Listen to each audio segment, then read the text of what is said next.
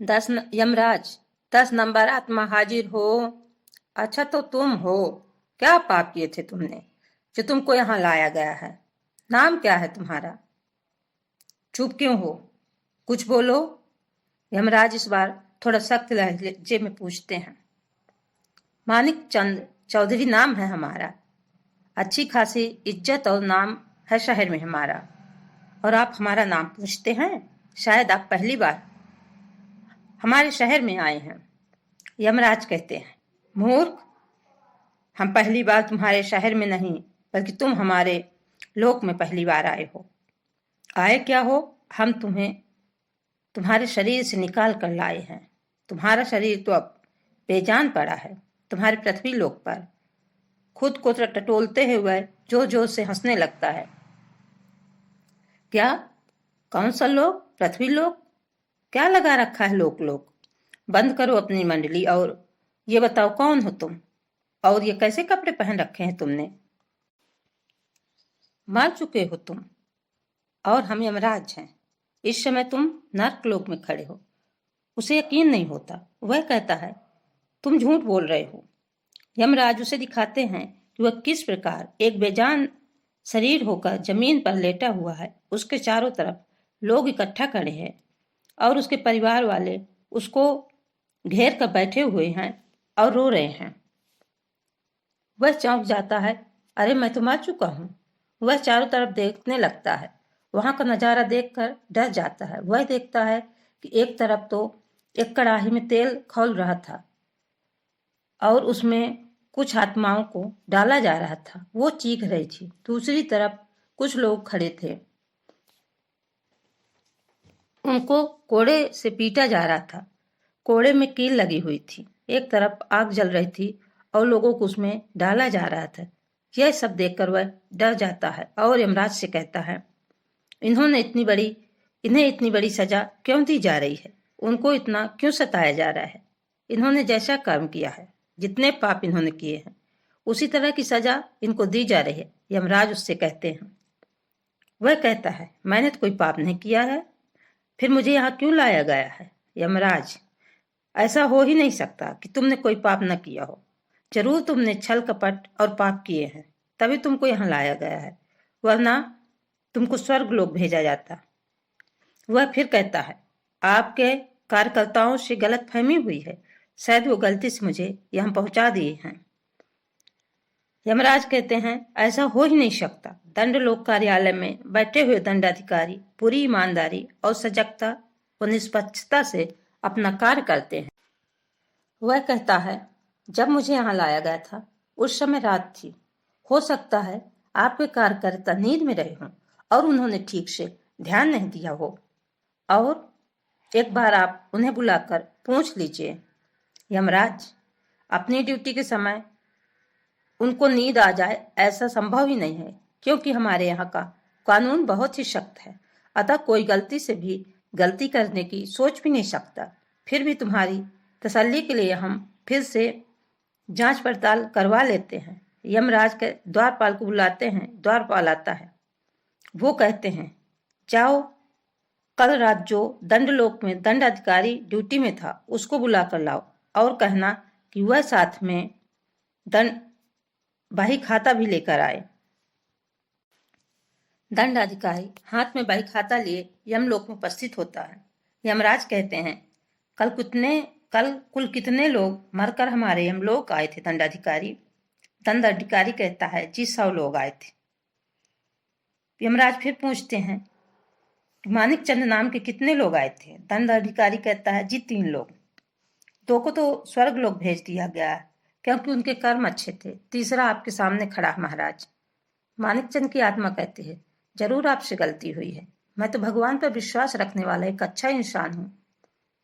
मैंने कोई पाप नहीं किए, इसलिए एक बार आप अपना बही खाता जरूर देख लें। हो सकता है मेरी जगह आपने दूसरे मानिक चंद को स्वर्ग लोक भेज दिया हो।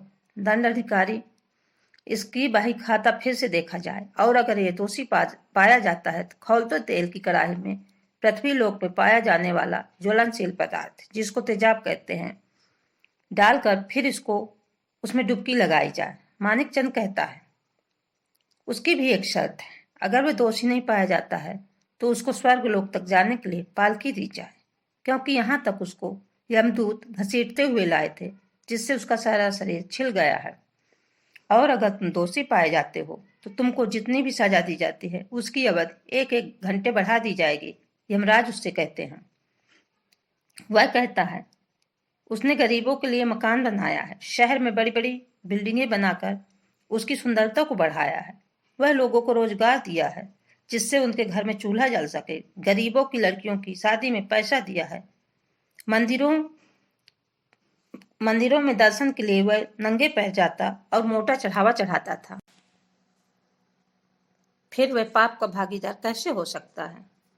तभी यमदूत बही खाता सुनाता है। वह कहता है, ये सच कह रहा है। भगवान के मंदिर में यह रोज पैदल ही जाता था। नवरात्रि में यह मोटा चढ़ावा चढ़ाता था। गरीबों की लड़कियों की शादियों में पैसा भी खर्च करता था। यह लोगों के बीच इसका बड़ा मान सम्मान था। पैसा, गाड़ी, बंगला सब कुछ था इसके पास। यह सुनते ही मानिक चंद की आत्मा अपनी दोनों हाथ कमर पर रखकर मूछों को ताव देता है और यमराज की तरफ देखते हुए कहता है, देखा आपने कितने धर्म का काम किए हैं मैंने। दंडाधिकारी फिर बोलता है, फिर वह पाप का भागीदार कैसे हो सकता है? तभी यमदूत बही खाता सुनाता है। वह कहता है, महाराज जी सच कह रहा है। यह भगवान के मंदिर पैदल ही जाता था। नवरात्रि में मोटा चढ़ावा भी चढ़ाता था। गरीबों की लड़कियों की शादी में पैसा भी खर्च करता था। यह लोगों के बीच इसका बड़ा मान सम्मान था। पैसा, गाड़ी, बंगला सब कुछ था इसके पास। यह सुनते ही मानिक चंद की आत्मा अपने दोनों हाथ कमर पर रखकर मूछों को ताव देते हैं और यमराज की तरफ देखते हुए कहता है, देखा आपने कितने धर्म कर्म किए हैं हमने। दंडाधिकारी फिर बोलता है, राधा कृष्ण के मंदिर में 2 भिखारी भीख मांगते थे। उन्हीं का बेटा है ये। जब ये थोड़ा बड़ा हुआ तो अखबार बेचने में लगा था। यह एक दिन किसी की जेब काटते हुए पकड़ा गया था। पिटाई करके इसको छोड़ दिया गया था। इससे फिर वहां से भागकर यह दूसरे शहर आ जाता है और एक भले आदमी के यहाँ नौकर का काम करता है। वह भला आदमी इसको बेटे की तरह प्यार करता है और इसको स्कूल में डाल देता है ताकि यह पढ़ लिख सके। पढ़ाई में यह होशियार था, सो जल्द ही से एक छोटी सी नौकरी कर ली। इसी बीच उस भले दंपत्ति का स्वर्गवास हो जाता है और यह उनकी बेटी से शादी कर लेता है और सारी संपत्ति का मालिक बन जाता है। फिर यह उनका कारोबार भी संभाल लेता है और एक सफल बिल्डर बन जाता है। लेकिन इसने जल्दी पैसा कमाने के चक्कर में थर्ड क्वालिटी का मटेरियल इस्तेमाल करना शुरू कर दिया था। जिस बिल्डिंगों को यह बनाता था उसमें लगने वाला सारा सामान 2 कौड़ी का होता था। दंडाधिकारी फिर कहता है, 5 साल पहले शहर के पॉश इलाके में जो बिल्डिंग गिरी थी उसे इसने ही तो बनाया था। कितने सारे लोग दबकर मर गए थे उसमें। यह तो पैसे के बल पर बच गया, लेकिन उनका क्या जिनका परिवार उजड़ गया। यह गरीबों की लड़कियों की शादी में जो पैसा देता था उसके बदले में उनकी जमीन हड़प लेता था। इसने मंदिर में जो भी चढ़ावा दिया वो सिर्फ इसलिए ताकि ये अपने किए हुए पाप को धो सके। यह अमीर बनने के बाद कभी भी अपने माँ बाप को देखने नहीं गया कि कैसे हैं, जिंदा हैं या मर गए। आप ही बताएं महाराज, ऐसे पापी को नर्क में नहीं तो क्या स्वर्ग लोक में जगह मिलेगी? वह हाथ जोड़कर यमराज के पैरों पर गिरता है और कहता है, उसे माफ कर दिया जाए। उसने जो भी किया अपनी झूठी शान, शौकत और अपने परिवार की सुख सुविधा के लिए किया है। अब उसे इसका पछतावा हो रहा है। उसकी गलती की इतनी बड़ी सजा उसे ना दी जाए। और वह गिड़गिड़ाने लगता है। यमराज कहते हैं कि ठीक है, जिस परिवार के लिए तुमने यह सब किया है उनसे पूछो क्या वह तुम्हारे पाप के फलस्वरूप मिलने वाली सजा के हकदार होंगे। अगर वह मान जाते हैं तो हम तुमको सीधे स्वर्ग लोक भेज देंगे। यमराज फिर दंडाधिकारी से कहते हैं, दंडाधिकारी चलचित्र चलाया जाए और इस अधम मूर्ख को इसकी असलियत दिखाई जाए। वह देखता है कि उसका पार्थिव शरीर जमीन पर पड़ा हो। रिश्तेदार दूर बैठे बात कर रहे हैं। किसी की आंखों में वह अपने लिए दर्द नहीं देखता। उसके शरीर के ऊपर मात्र एक सफेद कपड़ा बिछा है, फूल माला चढ़ा है, चारों तरफ अगरबत्ती लगी है। घर वाले एक कोने में बैठे हैं, बड़े बेटे का इंतजार कर रहे हैं जो विदेश में रहता है। यमराज आगे कहते हैं, हम तुम्हें 5 दिन का समय देते हैं, तुम वापस पृथ्वी लौट जाओ।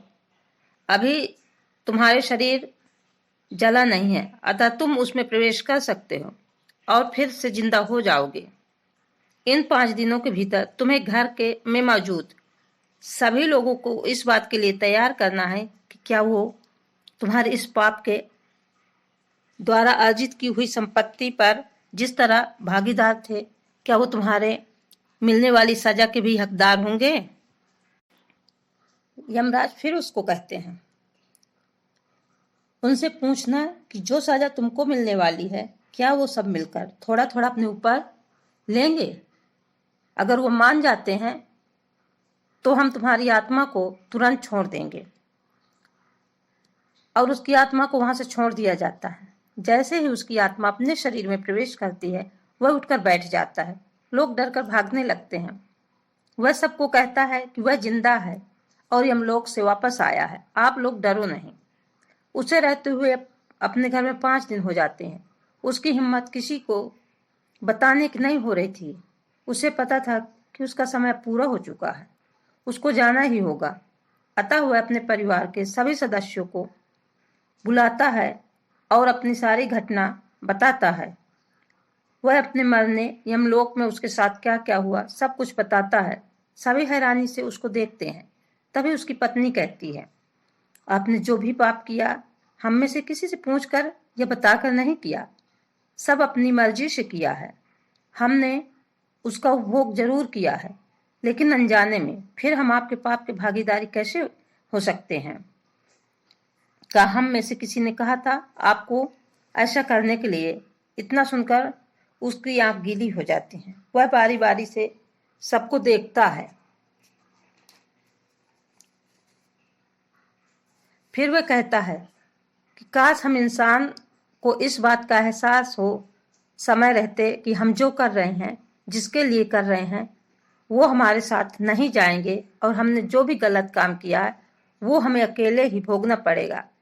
ऐसा कहकर ऐसा वह सोचता है और जमीन पर गिर जाता है। 10 यमराज 10